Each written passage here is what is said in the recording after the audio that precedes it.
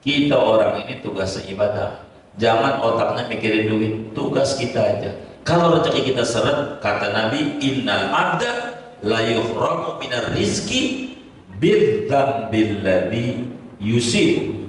Sesungguhnya hamba diseretkan rezekinya karena ada pasir yang nyumbat dia, ada dosa yang dia kerjakan. Penyebab rezeki kita seret, ada kesalahan pada kita. Maka kesalahan itu tuh yang harus dibongkar, pasirnya dibuang, ntar juga ngocor lagi. Maka kata Al-Quran, istaghfir rabbakum innahu kana ghaffara yumdidkum bi amwalin yumdidkum bi amwal yumdidkum bi amwal. Kalau udah salurannya dirapihin, ngocor lagi. Maka ada rezeki kita seret, ada kesalahan kita.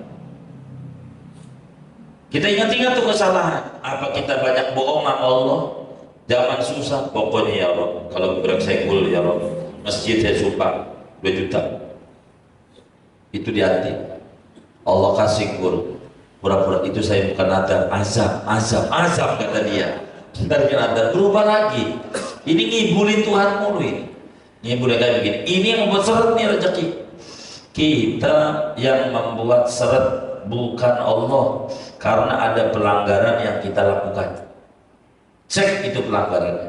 Kalau kita pengen duitnya banyak, caranya satu, patuhi yang nyipta duit. Sebab duit itu makhluk. Yang namanya makhluk, dia akan nurut kepada yang nyipta dia. Yang nyipta makhluk adalah Allah Subhanahu wa Ta'ala. Kalau kita pengen duitnya banyak, maka harus mematuhi Allah. Karena Quran bilang pada surat Al-Baqarah ini ayat 189, waqtul buyuta min abwabiha. Datangilah rumah lewat pintu. Kalau pengen masuk rumah lewat pintu. Jangan masuk rumah lewat jendela, namanya maling. Maling ada rezekinya tapi dikit, bisa digebukin dulu. Kalau kita pengen rezeki enak, maka cara mendapatkan rezeki mematuhi Allah. Maka kenapa baca sholawat dalail menjadi terapi penarik rezeki? Sebab di dalam kita baca sholawat, taat kepada Allah. Sallu alaihi amrun minallah bisolati ala rasul sallallahu alaihi wasallam. Menjalankan perintah Allah, maka di sana kita bakal mendapatkan rezeki banyak. Fakaifa yutlabu minhu bimaksiyatihi. Maka bagaimana mungkin dituntut rezeki dari Allah dengan cara mendurhakai Allah? Kaifa yustantaru fadluhu bimukhalafatihi. Ataukah bagaimana mungkin dimintai hujan oleh limpahan anugerah Allah dengan cara membangkang kepada Allah? Beda. Baik, sebentar. Kaifa yastamiru. Oh, kurang tok berarti kitabnya. Kurang itu. Misalnya tok, yustamtor. Kurang tok. Kalau yastamiru kurang tok, itu udah pasti salah. Itu salah tuh naskahnya. Kata Imam Ibn Athaillah, bagaimana mungkin kita berharap rezeki Allah lewat jalur mendurhakai Allah? Begitu. Begini saudara, ada karyawan dalam sebuah perusahaan, di otaknya adalah pengennya naik gaji, tapi kerja nggak mau. Tapi pengen gaji itu naik, tapi kerja nggak mau. Tapi pokoknya bagaimana pengen gajinya terus naik, tapi nggak mau untuk menjalankan pekerjaan. Kalau kita bosnya karyawan model begini, kita demen apa enggak? Hah? Demen apa enggak kira-kira? Namanya karyawan apa nih? Songong. Songong itu bukan bahasa Betawi, bahasa Inggris. Song itu artinya lagu. Kalau orang belagu namanya songong. Songong. Betul, betul, begitu. Jadi ada namanya hamba songong. Mintanya rezekinya doang, ibadahnya enggak. Namanya hamba songong. Yang kayak begini disebutnya. Faqad qala alaihi afdhalus salati wassalam, la yunalu ma indallahi bisakhatihi. Dan sesungguhnya bersabda oleh kanjeng Nabi alaihi salatu wassalam, la yunalu ma indallahi bisakhatihi, tidak bakal didapat oleh apa-apa yakni rezeki yang ada di sisi Allah bisakhatihi, dengan jalan kemurkaan Allah. Ini hadis ada di dalam kitab Al-Musannaf, diriwayatkan oleh Imam Ibnu Abi Syaibah. Begitu juga Imam Jalaluddin As-Suyuti meriwayatkan ini hadis daripada Abu Umam Al-Bahili. Imam Tabarani meriwayatkan ini hadis di dalam kitab Mu'jam Al-Kabirnya. Bagaimana mungkin kurnia Allah didapat dengan cara murka Allah? Kalau ngomong rezeki, saudara, rezeki ini ada 4 tingkatan. Ini yang kita harus pahami. Pertama adalah tingkat paling dasar. Apa itu rezeki tingkat paling dasar? Duit, jabatan, kekuasaan. Ini rezeki paling rendahnya rezeki. Yang kedua, rezeki itu adalah afiat, kesejahteraan. Itu juga rezeki. Sebab orang punya duit belum tentu dia sejahtera. Pusing ya. Yang ketiga, rezeki itu adalah dzurriatan thayyibah, anak keturunan yang soleh. Itu rezeki yang paling berharga. Yang keempat adalah ridho Allah dan surganya. Itu adalah rezeki. Jadi yang namanya rezeki jangan terpaku pada duit. Rezeki itu luas. Rezeki itu, kalau minta sama Allah, mohon maaf, di dalam adab sufi jangan minta duit. Sebab orang kafir aja dikasih itu. Kalau yang orang kafir dikasih, kita jangan minta itu, berarti kita juga bakal dibagi.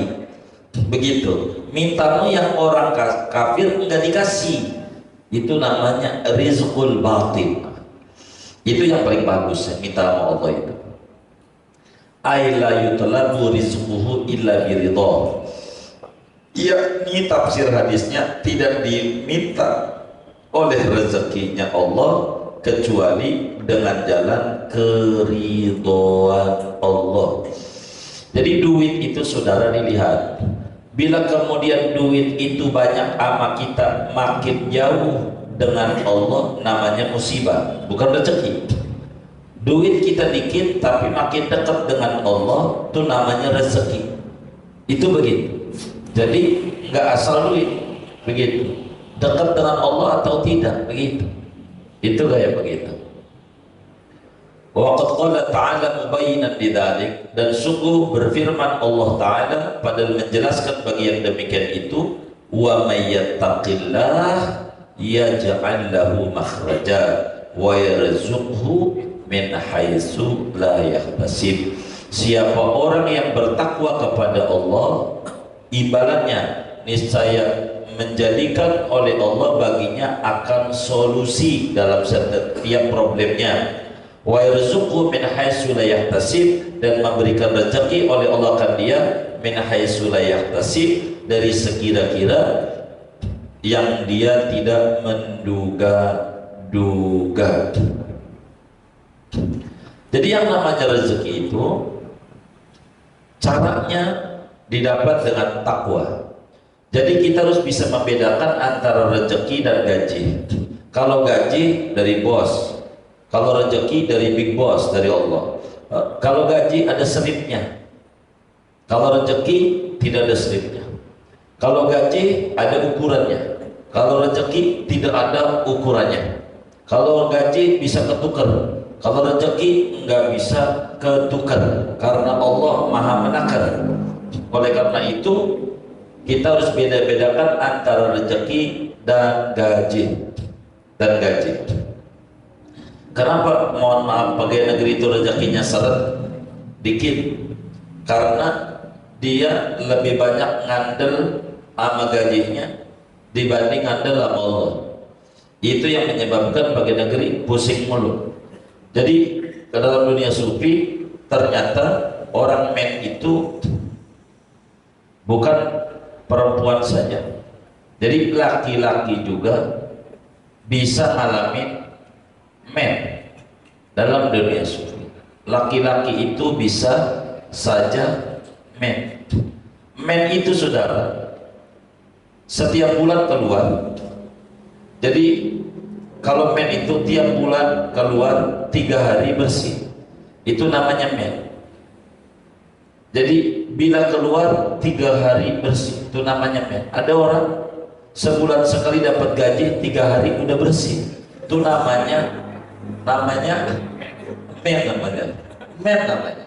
Itu perempuan juga ya, perempuan men. Jadi sebulan sekali dapatnya. Itu orang men itu sebulan sekali dapat, tapi 3 hari bersih. Ini namanya men, laki-laki kayak begitu. Maka rezeki itu bisa didapat dengan takwa. Kalau gaji dengan kerja, begitu, dengan kerja. Penyebab kebanyakan dikit rezekinya pegawai negeri itu karena dia banyak menghambur-hamburkan waktu. Kerjaan yang bisa hari ini rapi, jangan diewit-ewit sampai ketemu nanti. Itu begitu. Itu tuh yang bikin rezeki dia seret. Ngambur-ngamburin waktu itu kayak begitu. Maka kalau kita jadi pegawai negeri, kudu punya usaha sampingan yang kita harus jalani. Apa kayak usaha sampingannya itu? Supaya kita gak ngandelin itu, begitu, ngandelin itu. Kalau ngandelin itu kita udah kebaca dah, eselon sekian, gaji sekian, ini udah kebaca. Sebelum kita masuk juga udah ada catatan itu, begitu. Jadi kalau pengen rezeki, caranya dengan takwa. Dengan takwa itu rezeki banyak. Sering tak terduga didapatnya, itu rezeki. Maka pintu rezeki itu mematuhi Allah. Itu pintu rezeki. Wis kita patuh aja sama Allah, patuh aja, begitu. Jadi kalau orang bukan bagian negeri kayak pengusaha segala macam, kenapa duitnya banyak? Itu karena dia ngandalnya Allah. Kita enggak ngandalnya sama gajian dia, sama Allah aja. Jadi sehingga Allah kasih banyak, karena kita tawakalnya rendah, jadi dikasihnya segitu takarannya, begitu. Repot kita. Jadi kita harus ngandalnya sama Allah Subhanahu wa Ta'ala, ngandalnya, biar kita jangan ngalamin pusing, begitu hidup kita.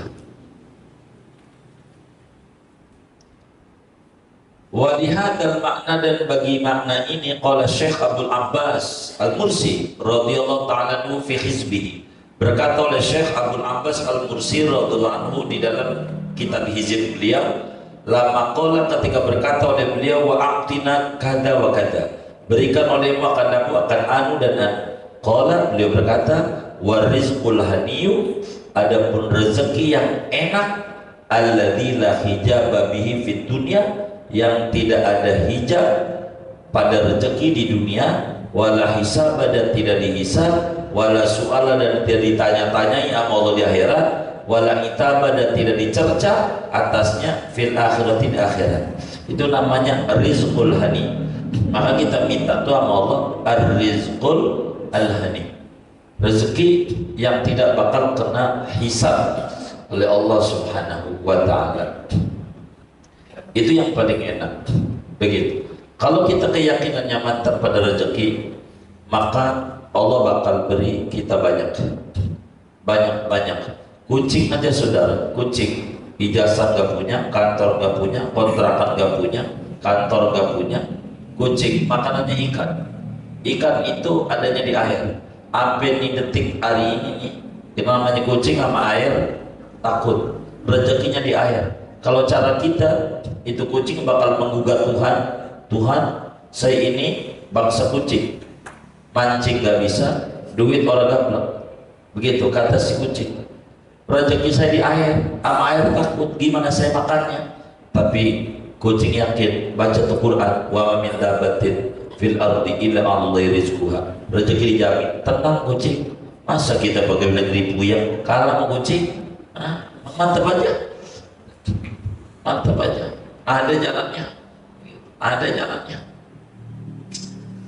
Fa'ahluhu ala bisati ilmi tauhidi wa syar'i, maka ahli rizqul hani ala bisati ilmi tauhid, yaitu di atas hamparan ilmu tauhid, wasyari dan ilmu syara, salimin minal hawa wasyahwat wa tama', padahal selamat dari hawa nafsu dan syahwat dan rakus. Rezeki itu saudara kayak orang biar gampang aja. Rezeki itu kayak orang kalau kita belum waktunya, nongkrong di Kolosek 2 jam, keluar gak kira-kira? 4 jam, keluar gak? Kenapa? Belum waktunya. Tapi kalau udah waktunya kayak anak kita, ya ntar dulu nah kamar mandi, udah keluar dulu di celana. Kenapa tuh? Kenapa tuh? Udah waktunya.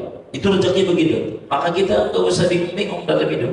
Kata Imam Syafi'i radhiyallahu ta'ala wa ardhah, kata beliau, wa rizquka la yafutuka bitta'anni wa laysa yazidu fir rizqil ana'u idza ma kunta dha qalbin qanu'in fa anta wa malikud dunya sawa'u. Rizkimu itu tidak bakalan hilang dengan Anda bersantai-santai, dan tidak bakalan bertambah dengan Anda pala jadi kaki, kaki jadi pala.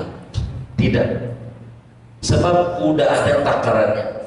Begitu, udah ada takarannya. Semuanya begitu. Kita lagi butuh duit, kita lagi libur nih. Teman kita panggil. Gimana? Ini lagi jadwal libur ini.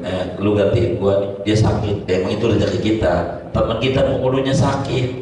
Emang itu rezeki kita. Emang ada aja jalannya dari Allah. Jadi enak tuh rezeki itu begitu. Jadi kita orang ini jangan bingung masalah rezeki. Orang tidak bakalan mati dengan pensiun, tapi orang bakalan mati bila rezekinya udah habis. Kalau kita masih hidup berarti rezeki kita masih banyak sama Allah, masih banyak. Nyamuk aja waktu ditanya malaikat maut oleh Rasulullah SAW, bagaimana malaikat maut kau cabut nyamuk? Aduh, saya nggak bisa nyambut nyawa nyamuk itu kalau rezekinya masih ada. Maka berapa kali teman kita udah kejebak lolos lagi, itu berarti rezekinya belum habis. Kalau udah habis sebentar mati sendiri dia, nggak tahu tepuk juga. Itu kayak begitu. Kita jangan kalah sama nyamuk. Begitu. Nyamuk ya Allah, kalau kayak kita, orang tuh kejam amat itu. Ini mata kan kecil banget itu nyamuk. Mata nyamuk sama mata kita gedean mana? Kan gedean mata kita. Itu gedean mata kita. Mata nyamuk. Nyamuk matanya kecil banget. Ya Allah. Itu ya Allah manusia, betapa kejamnya itu manusia. Emang innal insana kana zaluman jahula. Kurang ajar manusia. Udah tahu mata nyamuk kecil, lampu dimatiin. Kan tambah gelap banget. Udah lampu dimatiin, pakai autan lagi. Udah pakai autan, pakai selimut, aku gak kejam itu. Tapi kata nyamuk, terserah lu mau pakai apa, kayak gua mau punya Tuhan. Maka biar kata kita pakai autan, nyamuk belum pernah salah gigit kita. Pas pada lubangnya, karena dia punya Tuhan. Masa kita orang majelis takut sama hidup? Kebangetan kita. Kita orang majelis yakin aja. Hidup-hidup. Gitu. Jangan takut. Kalau pengen rezeki, dekati Allah. Caranya baca sholawat, dalailul khairat, baca sholawat. Sebab apa? Dunia ini dicipta karena Nabi Muhammad. Kalau kita pengen dikasih dunia, dekati Nabi Muhammad. Caranya baca sholawat. Wis, rezekinya banyak. Ustadz, kalau yang baca sholawat nggak bakal kehabisan duit, biar kata pandemi. Beneran? Asal baca sholawat, itu mau udah jaminan. Kayak begitu. Baca sholawat. Sholawat yang terhebat lagi dalailul khairat. Kita baca dalail. Wis rezekinya banyak. Itu kayak begitu. La takun mudabbiran ma'allahi ta'ala. Jangan menjadi oleh kamu mudabbiran, yaitu orang yang mengatur. Enggak ada ya. Wahdar minat tadbiri ma'allahi ta'ala. Hindari olehmu daripada mengatur ma'allahi ta'ala, bersama Allah ta'ala. Jadi kalau kita pengen jadi hamba yang benar, kita jangan mengatur Tuhan. Begini saudara, biar gampang. Ada orang nenamu ke rumah kita, waktu dia datang ke rumah kita, dia langsung bilang begini, ini Pak, salah, meja makan ini bukan di ruangan sini, kudunya ruangan sono. Ini ruang tamu ini bukan di sini, ini pengisuinya gak masuk ini, kudunya di sono. Ini kamar bukan di sini, kudunya di sini. Ini sofa bukan di sini, kudunya di sini. Nih kalau kita tuan rumahnya tamu model begini, namanya tamu apa ini? Tamu apa? Songong. Kenapa songong? Ngatur. Yang namanya tamu diatur, yang namanya tuan rumah mengatur. Kita ini nenamu di desanya Allah. Dunia ini namanya adalah desanya Allah. Kita ada di desanya Allah. Itu jangan ngatur-ngatur Allah, jangan. Kita kudu nurut aja. Itu mengakunya hamba Allah. Hamba tuh ngatur apa diatur? Kalau Tuhan ngatur. Ada orang ngaku hamba Allah, pagi-pagi tanggal 7, kalau rezeki saya di langit turunin, kalau di bumi keluarin, kalau jauh deketin, kalau seret lancarin, kalau dikit banyak. Ini ngatur apa diatur? Songong. Maka kata Imam Ibn Athaillah dalam hikamnya, masya'nu wujudat talab wa inna masya'nu anturzaqqa husnal adab. Bukan akhlak yang baik ngatur-ngatur Tuhan. Akhlak yang baik itu adalah bila kita memiliki husnul adab dengan Allah Subhanahu wa taala. Udah kita ngerjain sholat duha aja cuman karena kita ini awam, enggak kedengeran bahasa malaikat. Itu kalau orang udah sholat duha, ini malaikat tolak tiba-tiba ngajuin proposal nih ya. Itu kalau udah sholat duha gitu udah paham. Jadi nggak usah pakai diomongin, sholat duha aja banyak begitu, udah paham. Ini minta rezeki, udah paham gitu, udah. Jadi begitulah kita ada bersama Allah Subhanahu wa taala. Jangan ngatur, nggak ngatur itu kurang bagus. Kita ini tamu di dunia ini saudara. Tamu itu jangan ngatur. Lihat tuh orang pengantenan, fokus aja kita sama pengantennya. Udah makanan udah disiapin sama Saibul Hajah, pokoknya pikiran kita lihat pengantin. Jangan kita menjauhi mata dengan pengantin, jangan. Pokoknya pengantin aja, menu semuanya udah disediain. Siapa pengantinnya? Nabi Yuna Muhammad sallallahu alaihi wasallam. Begitu. Itu pengantinnya, kita fokus sama Nabi aja. Itu Saibul Hajat, Allah udah nyiapin segalanya. Kita tahu, udah tenang aja. Kata Nabi, ad-diyafatu salah satu ayat. Hak tamu itu 3 hari. Kalau ada orang nenamu ke rumah kita, 3 hari kita melayani. Hari ini makan, besok kita kasih makan, besok kita kasih makan. Itu hak tamu 3 hari. Kalau lewat dari 3 hari udah seminggu, kita boleh tanya tuh tamu, ente mau ngontrak? Maaf Pak, kalau lewat dari 3 hari. Hak tamu cuma 3 hari.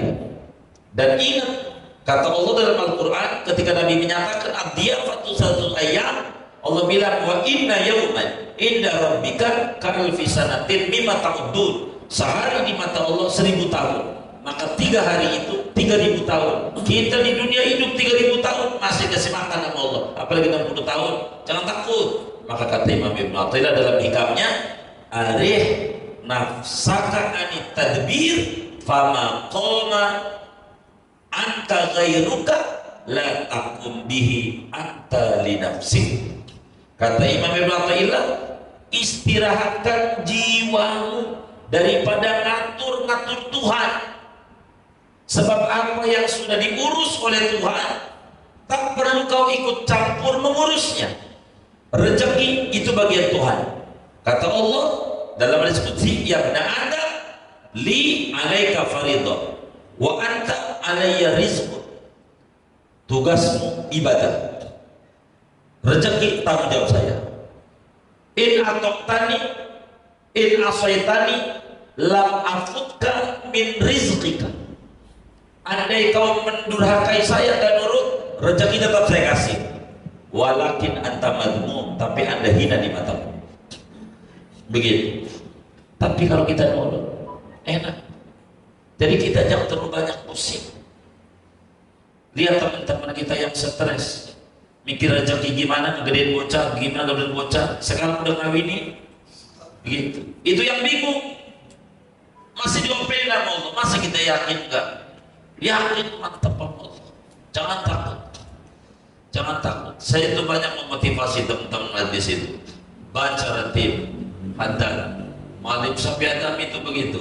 Waktu saya punya paman Kiai Nurjani, tadi Pak Edi itu bilang, Syekh Budin bilang sama Malim, doain ini ponakan saya ini Pak, biar ada rezekinya. Enggak perlu saya doain Ustaz, kata Malim, ntar rezekinya banyak nih si Pak, banyak. Begitu. Itu ditanya mama, emang apa? Saya dikasih ratib suruh diamalin. Asal lu amalin, ente amalin, ini rezekinya banyak. Baca ratib adatnya dikasih. Baca ratib, berarti banyak. Apa sih ratiban itu? Ngajuin proposal lah. Kalau main lotre 36 kotak diisi masa gak nembus ya kan? Begitu, baca aja. Begitu, ada rezekinya, bener. Maka kita harus baca ratibul haddad, baca dalail, biar dapat pengantin aja dah, fokusnya pengantin. Nanti diopenin sama tuan rumah. Kalau kita nyolok-nyolok sama pengantin kurang ajar, dia mana tuan rumah diusir bisa. Maka kita sama Allah jangan banyak ngatur. Sebab apa? Kalau kita ngatur kayak orang kurang percaya sama Allah. Masa tokek aja dipikirin, lalu kemudian kita kagak. Di mana bos dalam perusahaan menyuruh karyawannya kerja, si karyawan jangan mikirin gaji. Itu tugas bos yang mikirin. Anda mau kerjanya, jangan pikirin, kerjain aja, enak-enak. Kita juga begitu, kerja aja mau Allah, urusan rezeki Allah pikirin. Hidup begitu, jangan takut.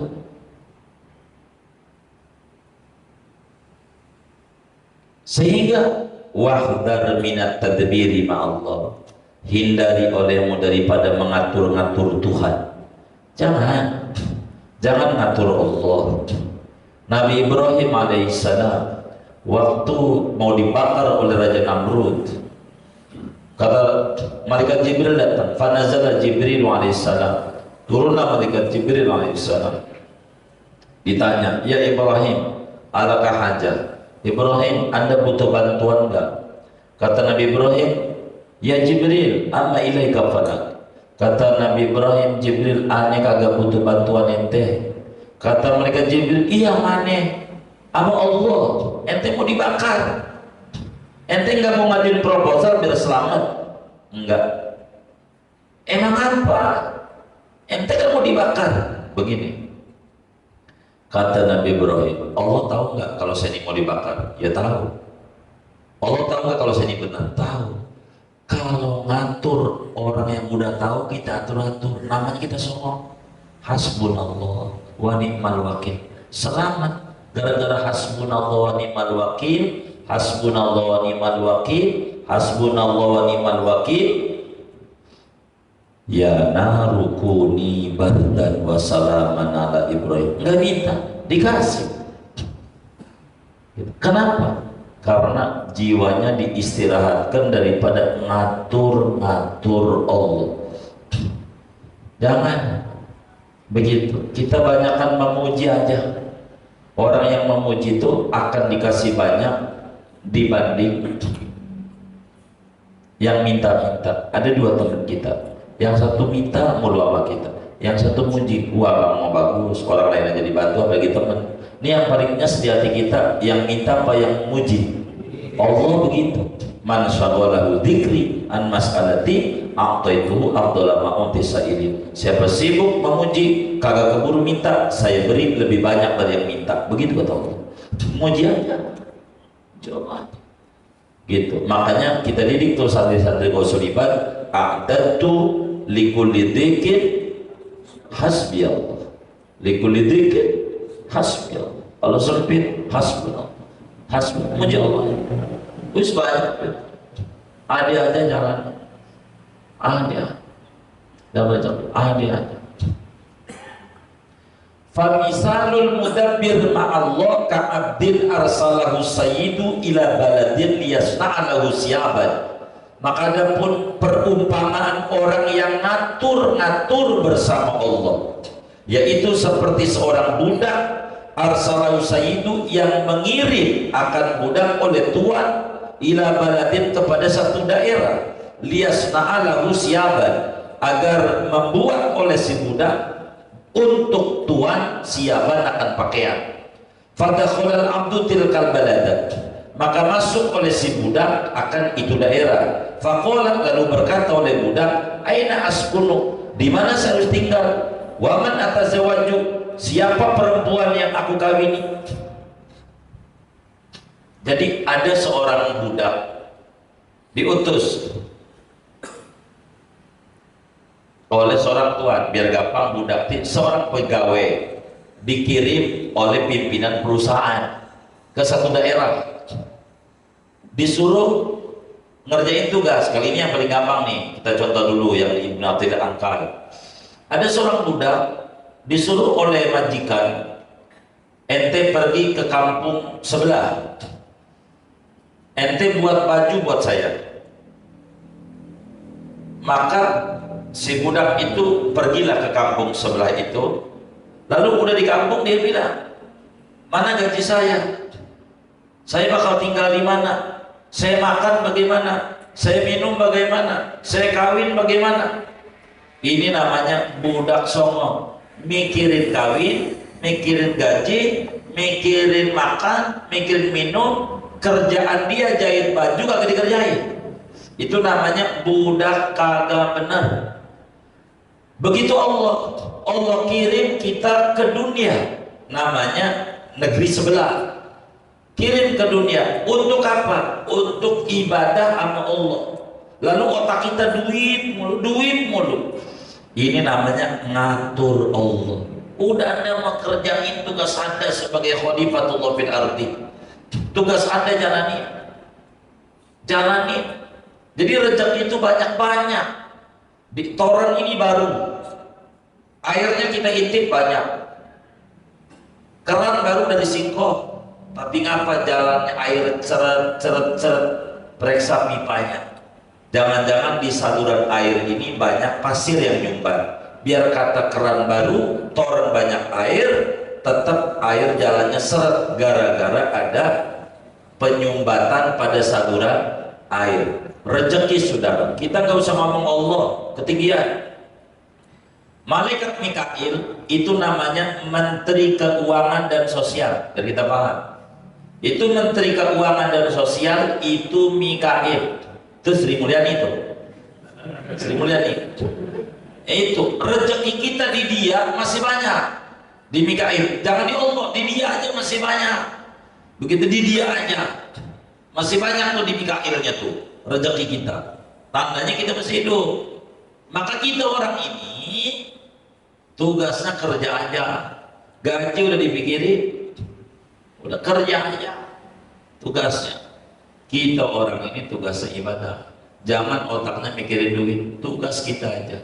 Kalau rezeki kita seret, kata Nabi, innal abda la yuhramu minar rizki bidzambil ladzi yusib. Sesungguhnya hamba diseretkan rezekinya karena ada pasir yang nyumbat dia, ada dosa yang dia kerjakan. Penyebab rezeki kita seret, ada kesalahan pada kita. Maka kesalahan itu tuh yang harus dibongkar, pasirnya dibuang, ntar juga ngocor lagi. Maka kata Al-Quran, istaghfiru rabbakum innahu kana ghaffara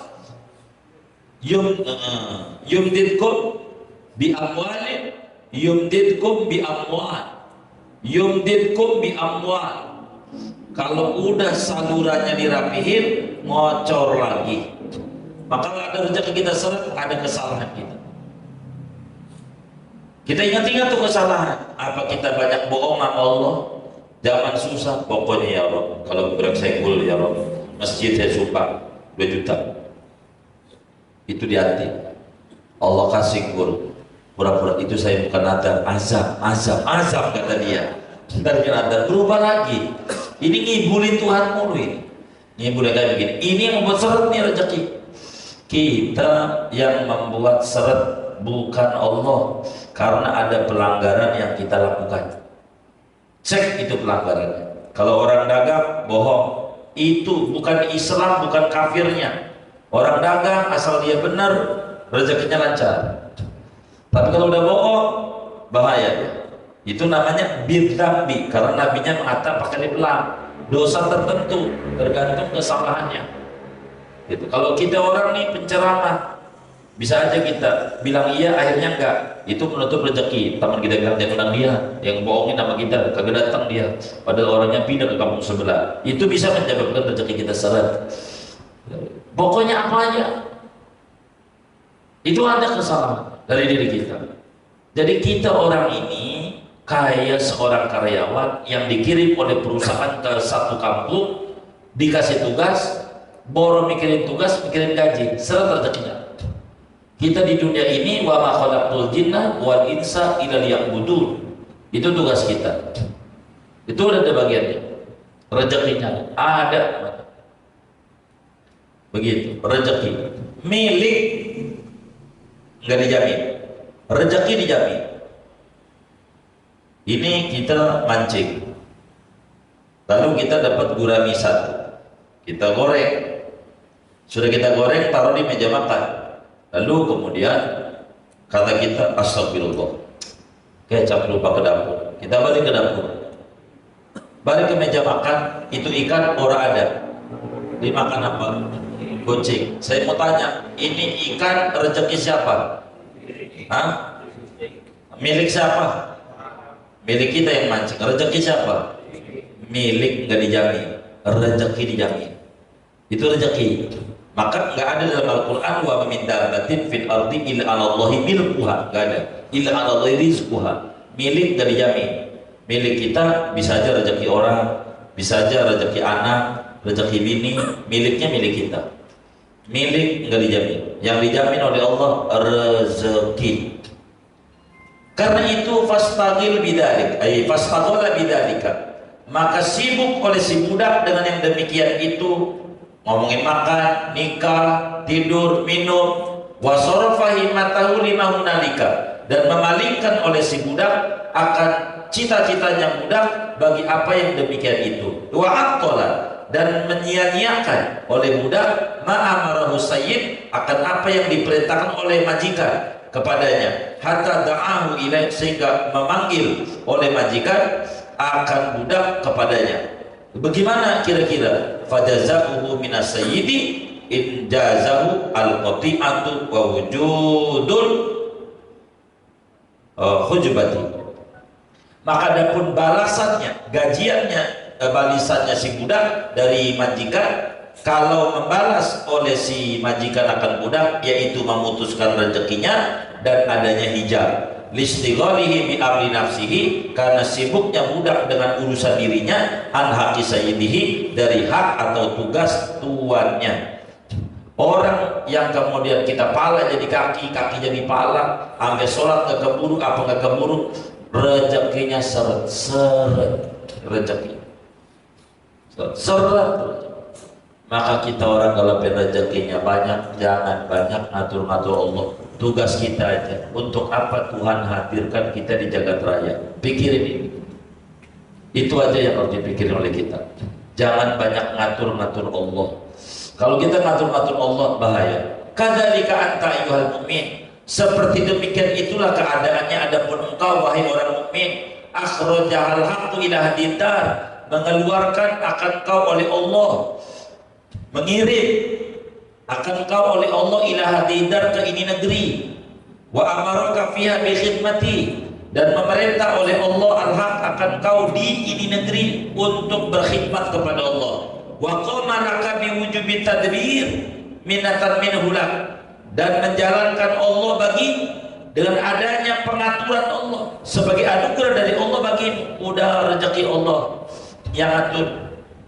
Fa in istaghalta bi tadbiri nafsika an haqqi sayyidik, maka jika lo sibuk oleh kau dengan mengatur dirimu meninggalkan tugas Tuhan, faqad adalta an sabilil huda, maka sungguh kau menyimpang dari jalan hidayah, wasalakta masalakar roda, dan kau menempuh akan jalan kehinaan, kerendahan. Rezeki kita seret, patuh aja kita Allah, jangan takut.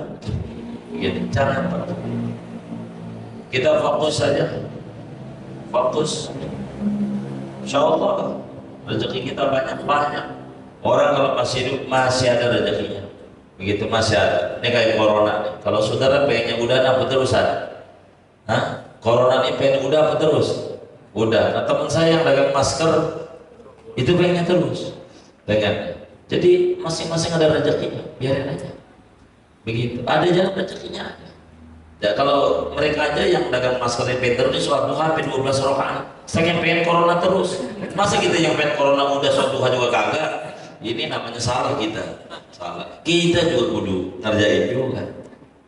Wa misalul mudabbir ma'allah waladzi la yudabbir, adapun perumpamaan orang yang mengatur bersama Allah dan orang yang tidak mengatur, ka'abdaini lil malik, seperti dua budak bagi raja.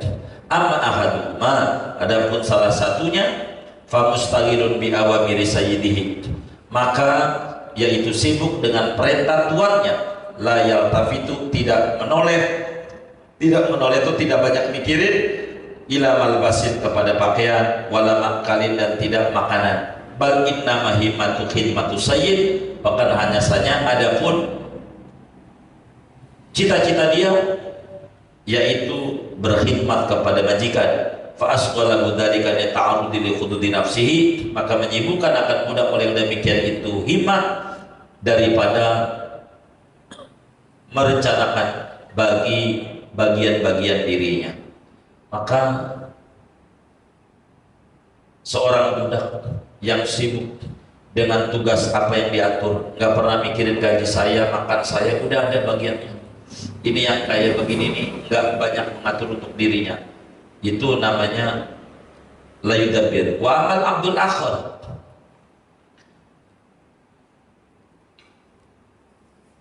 adapun budak yang lainnya, fa kaifa talabahu sayyiduhu wajadahu yaghsilu siyabah, maka kapan-kapan menuntut akan dia oleh majikannya, wajadahu, maka mendapati oleh majikan akan dia yaghsilu siyabahu, mencuci akan pakaiannya, wa fi siyasati markubihi, pada mengurusi kendaraannya, wa tahsini jihi, dan membaguskan dandanannya, fal abdul awal aula bi iqbali sayyidil abdis sani, maka adapun budak yang pertama yaitu lebih utama, lebih berhak dengan menghadapnya, mendekatnya tuannya daripada budak yang kedua. Wal abdu inamasturiya li sayyid la li nafsi, budak itu hanya saja dibeli untuk tuan, bukan untuk dirinya. Kalau kita hamba Allah, kita udah dibeli sama Allah, jangan ngatur diri kita, Allah yang ngatur. Jalani tugas kita, jangan memikirkan tugas Allah. Biarkan Allah sebagai Ar-Razzaq, tapi tugas kita patuhi perintahnya, jalani perintah itu. Di sana ada rizki kita yang banyak.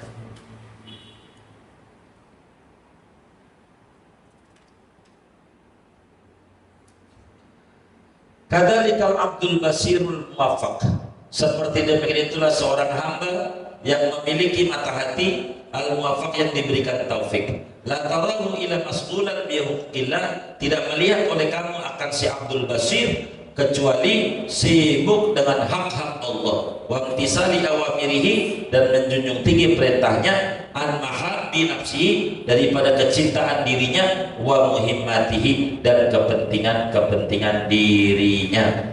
Falamma kana kadzalika, maka ada oleh si Abdul Basir sedemikian itu halnya, qama lahul haqqu, maka mengurus baginya oleh Allah Subhanahu wa taala bikulli amri, dengan seluruh urusannya, wa tawajjaha lahu bijazili ata'i, dan menghadap oleh Allah baginya dengan keagungan anugerahnya, lisidqihi fi tawakkulihi, karena benarnya si budak Abdul Basir pada tawakalnya dia, liqaulihi ta'ala wa may yatawakkal 'ala Allah fa huwa hasbuh. Siapa yang tawakal atas Allah, maka dia Allah yaitu mencukupinya.